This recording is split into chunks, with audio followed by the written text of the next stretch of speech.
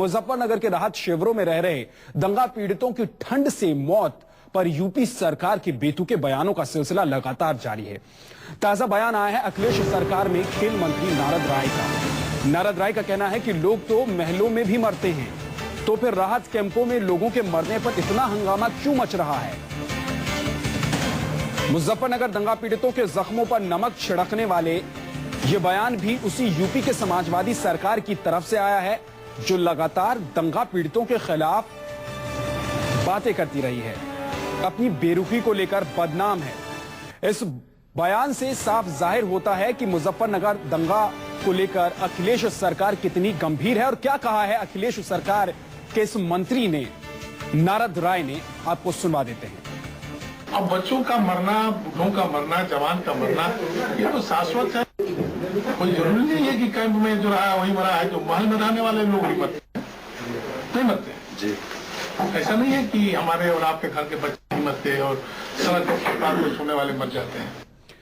हैरानी है, संवेदनहीनता की ये प्रकाष्ठा है। किस तरह से मंत्री सोचते हैं, सरकार क्या काम कर रही है, खुद लगता है ना तो मुलायम सिंह समझ पा रहे हैं और ना ही अखिलेश। पहले मुलायम सिंह की तरफ से बयान आया, उसके बाद सचिव बयान देते हैं राज्य के, और अब मंत्री साहब कहते हैं कि मरना तो शाश्वत है, हर किसी को मरना है, और महल में रहने वाला भी मरता है और कैंप में रहने वाला भी मरता है। लेकिन सवाल यह है मंत्री जी से कि महल में रहने वाले लोग बीमारी की वजह से नहीं मरते हैं, महल में रहने वाले लोग लाचारी की वजह से नहीं मरते हैं, महल में रहने वाले लोग बीमार होने के बाद इलाज नहीं मिलने की वजह से नहीं मरते हैं।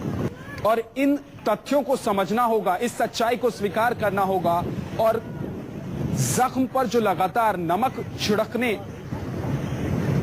का एक सिलसिला सा चल पड़ा है समाजवादी पार्टी या फिर कहें कि यूपी सरकार के मंत्री और अधिकारी के द्वारा, उस पर कहीं ना कहीं लगाम लगने की जरूरत नजर आ रही है। लेकिन एक के बाद एक लगातार इस तरह के बयान जो कि न सिर्फ हैरान कर रहे हैं बल्कि उन लोगों के लिए जख्म पर नमक छिड़कने जैसा है जो बहुत ही मुश्किल परिस्थितियों में, देखिए किस तरह से रह रहे हैं मुजफ्फरनगर के दंगा पीड़ित।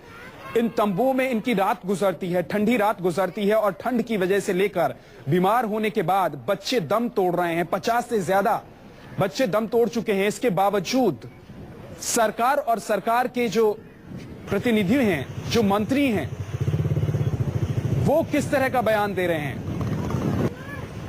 हमारे संवाददाता मानस हमारे साथ जुड़ गए हैं। मानस, अब तो लगता है कि हैरानी भी नहीं हो रही है, क्योंकि एक के बाद एक बयान आ रहे हैं। पहले मुलायम सिंह यादव, फिर सचिव साहब बयान देते हैं, और अब मंत्री जी कह रहे हैं कि महल में भी लोग मरते हैं और तंबुओं में भी लोग मरते हैं। लेकिन जरा कोई इनको समझाए कि महल में रहने वाले लोग बीमारी के बाद इलाज नहीं होने की वजह से नहीं मरते हैं या फिर लाचारी में नहीं मरते हैं।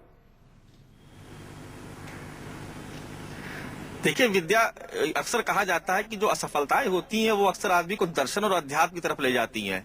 मुझे लग रहा है कि उत्तर प्रदेश के जो अखिलेश सरकार के मंत्री हैं, जो इनके अफसर हैं, इनको प्रशासनिक काम और राजनीति छोड़ करके इनको अध्यात्म जगत में चले जाना चाहिए। जिस तरीके से ये भद्दा मजाक कर रहे हैं मुजफ्फरनगर के दंगा पीड़ितों के साथ, आध्यात्मिक भाषण दे रहे हैं वहां पर कि लोग मरते हैं, महलों में मरते हैं, शाश्वत सत्य है, ये कौन नहीं जानता है। लेकिन जिस तरह की संवेदनहीनता दिख रही है जब मुख्य सचिव ये कहते हैं उत्तर प्रदेश के कि राहत कैंपों में ऐसा नहीं लगता है कि ऐसा नहीं लगता है कि सरकार की तरफ से छूट दे दी गई हो, जिसको जो बोलना है बोले। गुंडागर्दी से तो लोग पहले ही परेशान है, कानून व्यवस्था राज्य में वैसी खत्म होती भी नजर आ रही है। तो क्या एक तरह से छूट मिल गई है, सभी को सह मिला हुआ है कि जिसको जो बोलना है, जो कहना है कहो, कोई रोकने वाला नहीं है, कोई टोकने वाला है नहीं है, किसी के खिलाफ कोई कार्रवाई नहीं होने वाली है। देखिए, अगर सरकार के पास, जो मुख्यमंत्री और उनके पास इस तरह की प्रशासनिक क्षमता होती तो शायद इस तरह के हालात ही पैदा ना होते कि आज इस तरीके से जो उत्तर प्रदेश का के जो परिदृश्य देखने को मिल रहे, शायद ये स्थिति पैदा ना होती। तो ये बात निश्चित तौर पर स्वाभाविक है कि चाहे अफसर हो, मंत्री हो, नेता हो, जो मन में आता है वो बोल देते हैं, बगैर ये सोचे समझे कि किसी मजलूम की भावनाओं को कितना असर पड़ता होगा, उसके परिवार की भावनाएं कितनी आहत होती होंगी। बेवजह के बयान देना और सिर्फ अपनी सरकार को डिफेंड करना और चापलूसी में लगे रहना, यही सरकार के मंत्री और अफसरों का काम हो गया है। बिल्कुल यही काम हो गया है, और इसके लिए उन्हें किसी तरह की कार्रवाई का भी सामना नहीं करना पड़ रहा है। ना ही मुख्यमंत्री कभी ये बोलते हुए नजर आते हैं कि जो उनके मंत्री या सचिव के द्वारा बयान दिए जा रहे हैं वो गलत हैं, उस पर उन्हें अफसोस है, ये तक कहते हुए मुख्यमंत्री नजर नहीं आते हैं। सफाई को लेकर जरूर मीडिया पर वो निशाना साधते हैं। मानस, आप बने रहिए, आपके पास लौटेंगे। बहरहाल आपको बता दें कि ये पहला मौका नहीं है जब मुजफ्फरनगर के राहत शिविरों में मरने वालों को लेकर विवादित बयान दिया गया हो। यूपी के खेल मंत्री नारद राय से पहले मुलायम सिंह यादव ने भी कहा था कि राहत शिविरों में बीजेपी और कांग्रेस के साजिश करता रह रहे हैं, जबकि यूपी के मुख्य सचिव गृह ने यह कहकर विवाद खड़ा कर दिया था कि अगर ठंड से लोग मर रहे होते तो साइबेरिया में तो कोई भी नहीं बचता। आपको सुनवा देते हैं एक एक करके ये सारे बयान।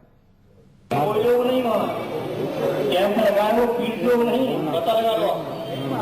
ये वो लोग हैं जो षड्यंत्रकारी हैं, जो बीजेपी और कांग्रेस ने षड्यंत्र किया है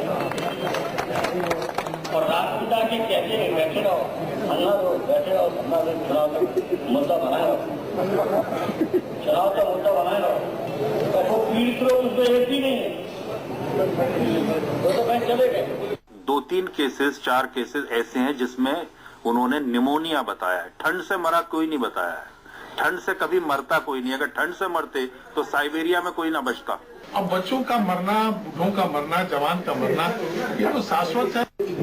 कोई जरूरी नहीं है कि कैंप में जो रहा वही मरा है। तो महल में रहने वाले लोग भी मरते हैं, नहीं मरते जी।